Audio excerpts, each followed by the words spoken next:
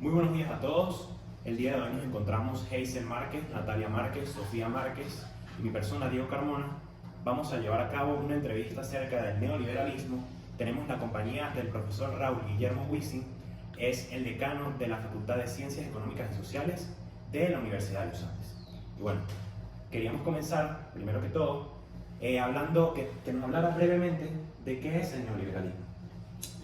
Bueno, muchas gracias. De verdad que para mí es un placer estar interactuando con jóvenes estudiantes de la carrera de Comunicación Social de la Universidad de los Andes, que para un trabajo académico cumplen el objetivo de un conjunto de preguntas. La pregunta que me hace sobre qué es el neoliberalismo me lleva inmediatamente a plantear los orígenes del neoliberalismo, que tiene sus raíces a mediados del siglo XVIII, comienzos del siglo XVIII, mediados del siglo XVIII, como el desarrollo del pensamiento liberal. El liberalismo es quizás la doctrina completa del pensamiento tanto económico como político que surge a mediados del siglo XVIII como respuesta a la intervención de los estados nacionales, a las políticas intervencionistas de los estados del mercantilismo. Este principio del liberalismo económico tiene su base fundamentalmente en los aportes que hiciesen en menor grado los filósofos, que fue un grupo de pensadores franceses del siglo XVIII, y fundamentalmente Inglaterra, que veía el despunte de la economía capitalista en el siglo XVIII en la obra de Adam Smith. Adam Smith es quizás en su obra, tanto la teoría de los sentimientos morales, un libro que se publica en 1957, como la riqueza de las naciones en 1776, aborda todos los principios fundamentales del liberalismo económico. Posteriormente, el pensamiento liberal tuvo un arraigo muy importante en el pensamiento económico hasta mediados de la tercera década del siglo XX, que es cuando se produce una gran crisis económica en el mundo capitalista y quiebra un poco la creencia ciega del liberalismo económico. Hay un autor francés que fue discípulo de Adam Smith, que se llamó Juan Bautista Say, publica en el año 1803 un libro muy famoso que se llamó Principios de Economía Política, y en esa obra Juan Bautista Say aborda lo que es el principio fundamental del liberalismo económico, que es que el juego libre de oferta y demanda produce un equilibrio, el respeto a las libertades individuales, como lo había planteado Adam Smith, era el único garante de riqueza y producción, producción de riqueza. Luego, a mediados de la década de los 70, 80, 1970 y 1980, damos un brinco histórico importante, comienza a hablarse del pensamiento neoliberal. El pensamiento neoliberal o neoliberalismo es el intento de rescatar doctrinariamente los principios fundamentales que surgieron a mediados del siglo XVIII. Retomar nuevamente la idea del provecho individual como fuerza conductora de la economía, que era lo que Adam Smith publicaba en La riqueza de las naciones, y retomar la crítica a la participación del Estado en la economía como un elemento negativo para el desarrollo armónico y el crecimiento de la economía. Es decir, el neoliberalismo no es otra cosa sino tratar de remozar un poco, de rescatar los principios fundamentales del liberalismo que se creó en el mediados del siglo XVIII. Excelente. Históricamente, hablando de Venezuela, ¿hubo algún presidente neoliberalista? Y de ser así, ¿cuál sería? ¿Nos podría nombrar? Bien, si tú me nombras, por ejemplo, exactamente en el caso de Venezuela, a comienzos de finales del siglo XVIII, del siglo XX, hubo quizás algunos indicios de rescatar algunas políticas de carácter neoliberal. Concretamente, para ubicar el tiempo, no vamos a hacer una historia de lo que fue como más blanco, como el pensamiento liberal en el siglo XIX, comienzo del siglo XX, pero hay un elemento consensuado de que en 1989 y 1992 comenzaron en Venezuela a gestarse algunas políticas que fueron catalogadas como de carácter neoliberal. Fundamentalmente el segundo gobierno de Carlos Andrés Pérez, cuyo primer gobierno había sido un gobierno ampliamente intervencionista en la economía, con una fuerza importantísima del Estado en la economía, retoma los principios fundamentales del pensamiento liberal y logra en algún momento introducir algunas políticas que podían catalogarse como neoliberal. El equipo económico que en el segundo gobierno, Carlos Andrés Pérez, introduce para reconducir la economía venezolana, estaba basada fundamentalmente en un principio de la libertad individual, la disminución del Estado en la intervención económica, que en buena parte son los principios fundamentales del liberalismo. Porque no hay que olvidar que tanto el liberalismo como el neoliberalismo lo que intenta plantear es que el basamento fundamental del desarrollo armónico de la sociedad consiste en el respeto de las libertades individuales. Siempre habrá que rescatar esos elementos fundamentales. Todo aquello que atente contra la libertad individual para el pensamiento liberal y el pensamiento neoliberal atenta contra la armonía de la sociedad y contra el desarrollo económico armónico de la economía.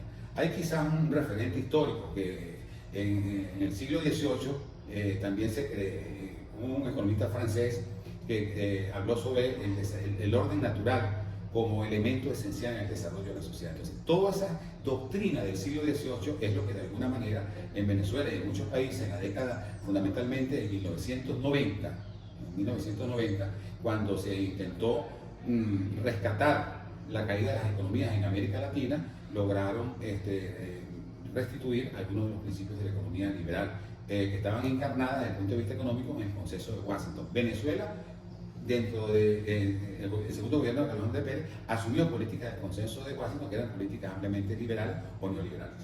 Perfecto. Rescatando un poco de eso último, quería preguntarle, ¿qué medidas neoliberales se podrían aplicar en la economía venezolana actualmente? Mira, yo creo que ninguna. Yo creo que no debería aplicarse, porque el criterio y los principios fundamentales de la gestión pública del actual gobierno se aleja ampliamente de los principios de la economía liberal. Hay un economista muy importante liberal que influyó mucho en el pensamiento neoliberal, que es fundador de la escuela austríaca en el pensamiento económico, que se llama Ludwig von Mises y Ludwig von Hayek. Ellos escriben un libro, o escriben varias obras, pero dos obras fundamentales para enmarcar cómo un gobierno con estas características es imposible que vaya a asumir políticas de carácter neoliberal. El primero de ellos tiene que ver con un libro que publica Ludwig von Mises en 1927, si mal no recuerdo, que se llama El socialismo.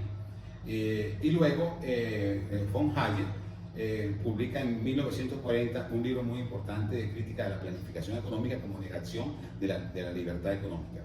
Esta pregunta que tú me haces es importante contextualizarla desde el punto de vista histórico, porque quien aupa un gobierno de carácter socialista tiene dentro de su esquema de desarrollo político, dentro de su esquema de desarrollo social, dentro del esquema de desarrollo económico, la intervención del Estado en la economía. Y como hemos dicho anteriormente, la intervención fuerte del Estado en la economía es negación de los principios fundamentales de la libertad. O sea, todo intento de construir una economía planificada, una economía de corte socialista, es la negación de los principios de la libertad que mantiene la doctrina del pensamiento liberal y neoliberal. Ok, ahora bien, a nivel mundial, ¿qué países siguen un ejemplo positivo de medidas neoliberales? Mire, desde el punto de vista doctrinario, es muy difícil decir que un país asuma únicamente una política de carácter neoliberal. Desde el punto de vista del modelo teórico, desde el modelo de pensamiento, uno puede plantear de que una sociedad puede llevar a cabo una política de corte liberal. Pero es muy difícil percibir o concebir que un país pueda tener una política estrictamente neoliberal. ¿Por qué? Porque los conflictos sociales, las decisiones de restitución, de distribución del ingreso, el intento de hacer política de carácter social rompe un poco con el esquema doctrinario ortodoxo del neoliberalismo. Hay países que siempre garantizan un poco más que otros la libertad y que podrían acercarse más al modelo teórico del modelo neoliberal. Pero es muy difícil que uno pueda llegar a percibir una economía completamente, un modelo completamente neoliberal. Países, por ejemplo, Corea del Sur podrían estarse acercando a una economía de carácter, los Países Bajos, Suecia, Finlandia, posiblemente son países que tienen una tendencia mayor.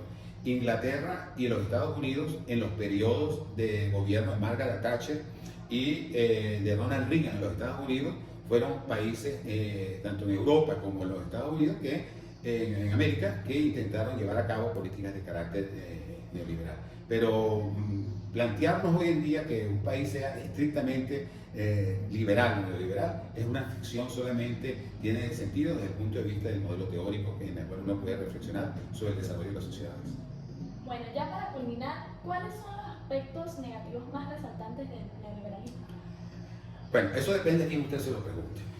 Si usted le pregunta, por ejemplo, los aspectos negativos del neoliberalismo a un seguidor liberal, no solamente desde el punto de vista económico, ustedes son estudiantes de humanidades, lo voy a contextualizar. Ustedes le preguntan, por ejemplo, a un escritor famoso como Vargas Llosa, que es uno de los escritores que más ha planteado el desarrollo y la bondad del pensamiento liberal, va a decir que el liberalismo no tiene ninguna falla y que es un modelo completo, positivamente completo.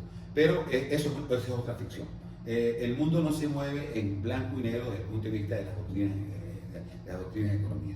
Sin embargo, uno de los errores que se le podía decir, esto sí ya por los, digamos, contrincantes intelectuales del pensamiento liberal, que sería lo que enmarca el desarrollo del pensamiento keynesiano a partir de 1936 en el mundo desarrollado, es que el liberalismo no garantiza en todo momento una eficiente distribución del ingreso y que el Estado en algún momento tiene que intervenir en la economía, porque hay algunas actividades económicas que el Estado no puede hacer. Entonces ahí hay un gran dilema. El gran conflicto desde 1980 en adelante se ha basado, desde el punto de vista económico, en una gran controversia entre keynesianismo y pensamiento liberal. Creo que todos los países hoy en día incluso mezclan políticas de ambos países. Incluso aquellos países que son de corte liberal, que niegan la intervención del Estado en momentos de crisis importantes, por ejemplo como la crisis financiera del 2008 o como la reciente crisis de la pandemia, ha obligado a los países más liberales a que el Estado tenga una política agresiva de participación, porque el mercado no garantiza en el corto plazo restituir los equilibrios que rompe una eventualidad como la que se ha presentado en el mundo capitalista. Bueno, ya para culminar, queríamos darles las gracias por darnos parte de su tiempo y por brindarnos conocimientos acerca del neoliberalismo. Muchas gracias. Gracias a ustedes.